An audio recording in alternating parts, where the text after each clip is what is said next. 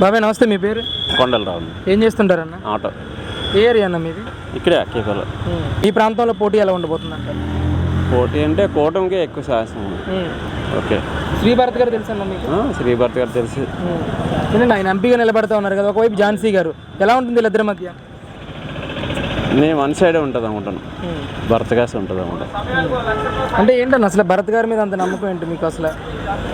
అంటే చంద్రబాబు నాయుడు చేసే పనుల వల్ల మీకు ఆటోమేటిక్గా టీడీపీ వైపు ఇప్పుడు అందరూ మొగ్గు చూపెడుతున్నారు. 90% కూటమి వైపు ఉన్నారంట. కూటమి వైపు.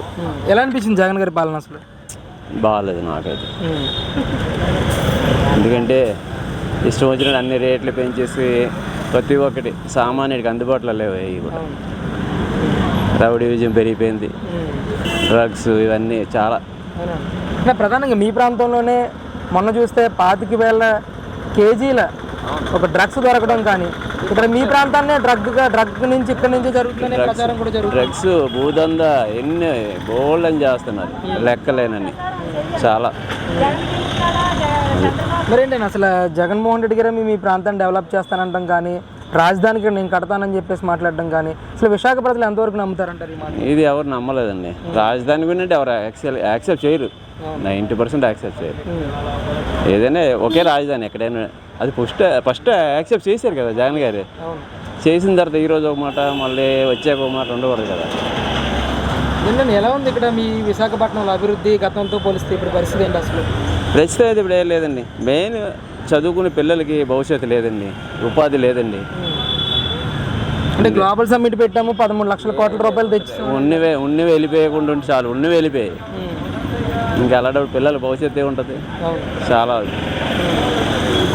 ఏంటండి ఇప్పుడు ఉమ్మడిగా కలిసి రాబోతూ ఉన్నారు, ఎన్ని సీట్లు గెలిచే అవకాశం ఉంది? ఒకవైపు జగన్ గారు సింగిల్గా రాబోతూ ఉన్నారు. ఎలా ఉంటుందంటారు ఈసారి ఎలక్షన్?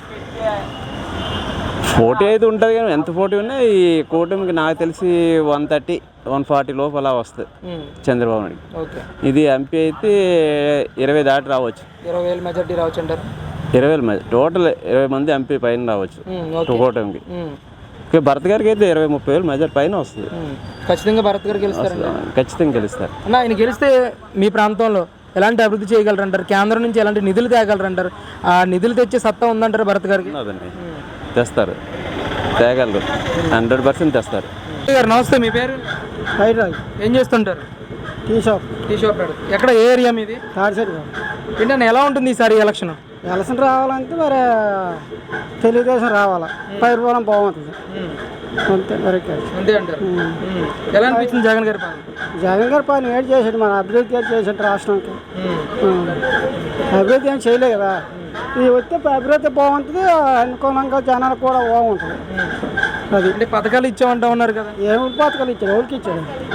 వాడు పథకాలు ఇచ్చాడు, డిస్కౌంట్ మేడ కట్టుకుండా అందరం ఉన్నది. అది అదే కనిపించింది. ఇంకా డిస్కౌంట్ మీద జగన్ గారి ప్యాలెస్ అంటారు. అది బ్యాలెన్స్ మరి ఆడిదే కదా, మనది కాదు కదా.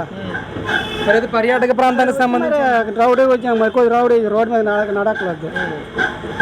తీడిపోతే కొద్ది పరిపాలన బాగుంటుంది, జనాలు కూడా ముందు కొడతాయి కదా. అది అందుకోసం ఇది బాగుంటుంది. ఇక్కడ పార్లమెంట్ అభ్యర్థిగా విశాఖపట్నానికి సంబంధించి ఎంపీగా శ్రీభరత్ గారు టీడీపీ నుంచి పోటీ చేస్తున్నారు, వైసీపీ నుంచి బొత్స ఝాన్సీ గారు పోటీ చేస్తూ ఉన్నారు.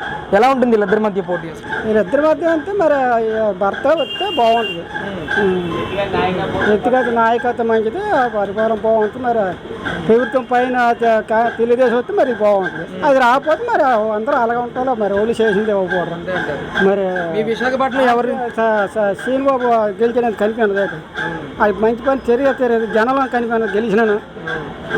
మరి అలాగే ఉంటుంది. ఉంటే తిరిగిన పదవి ఉండే నా పని జనాలను తెచ్చాడితే అది ఒప్పుకైనా సరే జనాలను అందుబాటులో ఉంటారు, మంచిగా ఉంటుంది. రేపు సానుభూతి కూడా జనాలు ఉన్నారు, మనలో ఉన్నాడు అని సానుభూతి ఓటు కూడా చేయడానికి అవకాశం ఉంటుంది. ఏంటి బాబాయ్, మరి చంద్రబాబు నాయుడు గెలిస్తే న్యాయం జరుగుతుంది అంటారు? ప్రధానంగా మీ ప్రాంతానికి న్యాయం జరుగుతుంది, అది ఎత్తికాతే మంచిదే. విన్నాలన్నా ఎన్నిసార్లు ప్రభుత్వం వెళ్ళేది ఎప్పుడు రాజకీయంగానే రౌడీ విజయంగానే ఉంది. జనాలకు అనుకూలంగా ఏది ఇచ్చిన కాడికి ఇచ్చాడు, ఉనకని వాళ్ళు చేసేవాడు బాగా అది మంచిదనం కాబట్టి ప్రతి రాష్ట్రం కూడా అది అభివృద్ధి చేశారు, అది చూపించారు, అది మనం చూపించారు. అందువల్ల మరి అసలు ఆ అభివృద్ధి వస్తే మనకు బాగుంటుంది. అది ఇక్కడ మరి ఎంపీగా భరత్ గారు గెలిస్తే ఏం జరుగుతుంది అంటారు? ఎలాంటి నిధులు ఆయన తీసుకురాగలరు అంటారు? అసలు ఈశ్వరాన్ని పైన అధికారం పైన ఉంటే వస్తుంది అధికారం. ఉలికైనా ఇతులో ఉలిన పైన ఉంటే వస్తుంది కదా ఇక్కడ ఉన్న వాళ్ళకి. మరి పైన అధికారం నేను బయట రాదు కదా, ఉలి చేయలేరు. మరి గతంలో సింగిల్గా పోటీ చేశారు టీడీపీ, ఒకవైపు జనసేన కూడా వేరేగా పోటీ చేస్తుంది. అప్పుడు భరత్ గారికి ఎన్ని ఓట్ల మెజార్టీతో ఓడిపోయారు, ఈసారి ఎన్ని ఓట్ల మెజార్టీతో గెలిచే అవకాశం? తెలియదు, అది మనం అన్ని అక్కడ వేసుకుంటాం కదా. సార్ ఎవరు గెలుస్తారు అయితే, కూటమే లేకపోతే జనసేన? ఏం భర్త గెలాల ఇక్కడ కేకే విష్ణు కుమార్ రాజు పైన చంద్రబాబు నాయుడు. అది